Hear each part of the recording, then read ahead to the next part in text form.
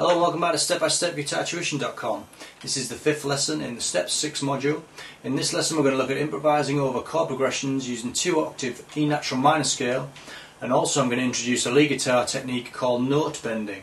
Because you're still fairly new to improvising, I'm going to keep it simple and gradually throw in more lead guitar techniques as we progress through the step-by-step syllabus.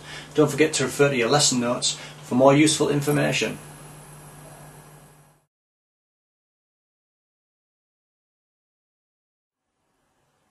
Before we begin, I'll demonstrate the new lead guitar technique that's going to feature in this lesson. This technique is called string bending, and it involves plucking one note in a scale and then bending the string to raise it to the pitch of another note in the scale. To demonstrate this, I'll use a note from the E natural minor scale, which is played at the 12th fret. Let's go through the scale slowly until we reach the 14th fret on the 3rd string.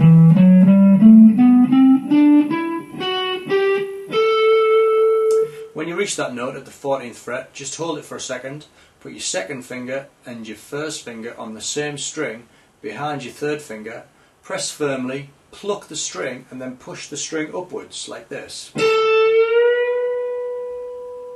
Again. As you do this, you'll hear the pitch begin to rise, and you should keep going until you reach the pitch of the next note in the scale. Let me show you that in close-up.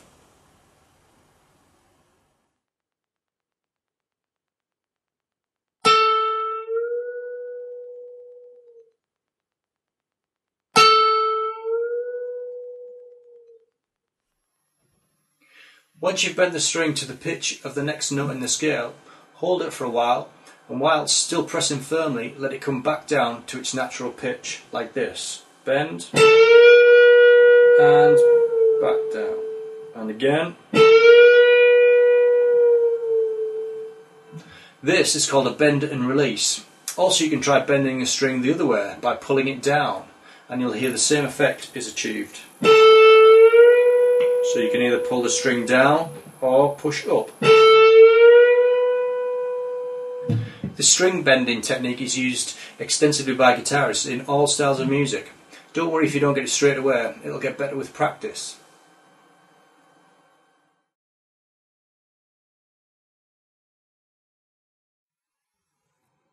Before we try some improvising, I'll show you an exercise that you can do to improve your string bending. You can do this with any scale. I'll use the E natural minor scale to demonstrate. Play the first note of the scale at the 12th fret and then the second note at the 14th, and listen closely to the pitch of the second note. Now play the first note again, and this time bend the string downwards to raise the pitch to the same as the second note, like this.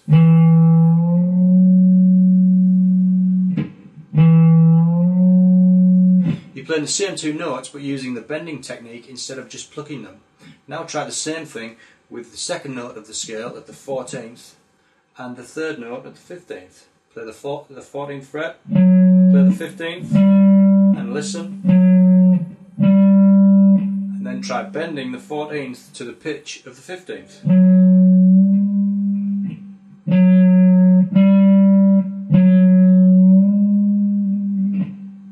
And then try again with the next note in the scale, which is at the 15th fret, and the next note in the scale, which is the 12th fret on the A string. So if you listen to the pitch, and then pluck and pull the string,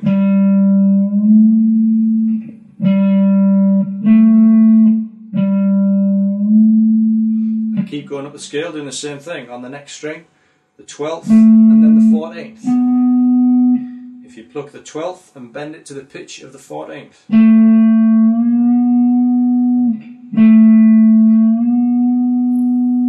And then the 14th to the 15th.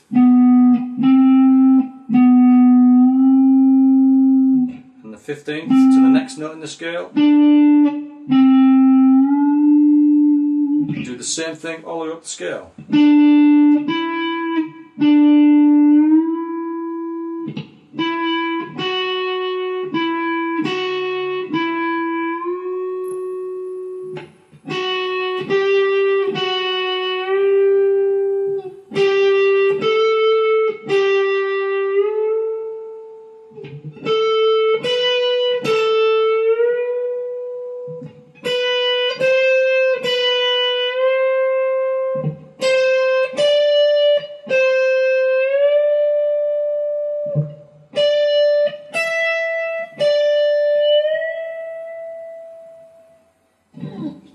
When bending notes, I usually pull the 3 lower strings downwards and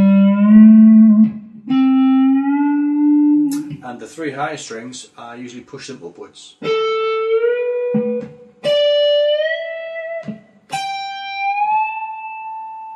See which one works best for you.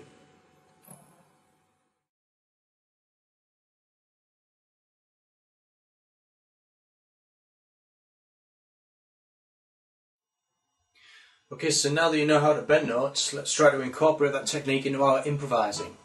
Also, don't forget the sliding technique, the hammer-on and the pull-off that we looked at in the previous steps. For this first exercise, we'll use a 2-octave E natural minor scale, and again we're going to start by concentrating on small clusters of notes within the scale. I'm going to use the top 6 notes. Remember, when you're bending your notes, make sure you bend them into tune, so you bend it to the pitch of the next note in the scale. And remember, you can play notes in any order. You can repeat notes and play them as fast or as slow as you like. So let's see what happens.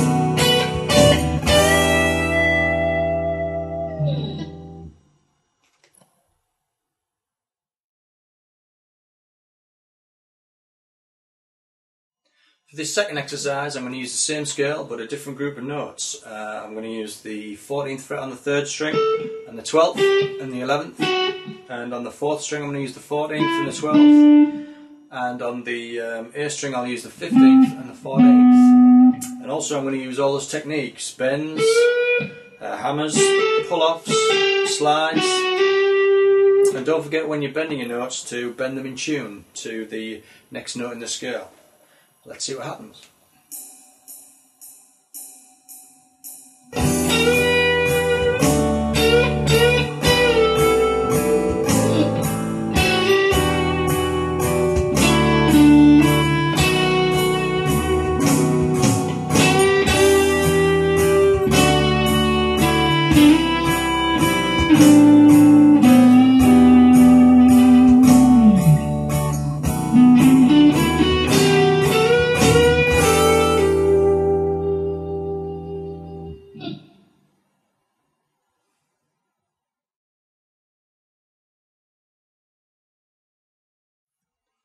For this third example, I'm going to use the lower notes of the scale, the notes on the bottom 3 strings. And again, I'm going to use all those different techniques: slides, hammers, and also bends, making sure I bend in tune.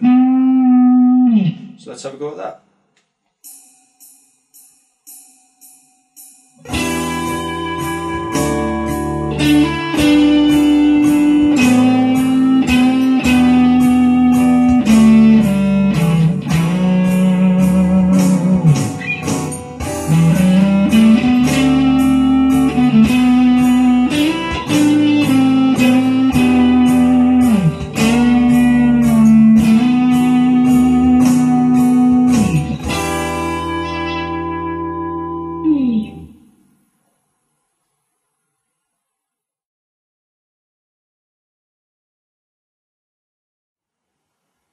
Okay, lastly, let's try mixing it up using all the 2-octave scale, and also including slides, hammers and pull-offs. Try to vary your phrases, fast and slow, and don't be afraid to leave gaps or rest between phrases. Okay, let's see what happens.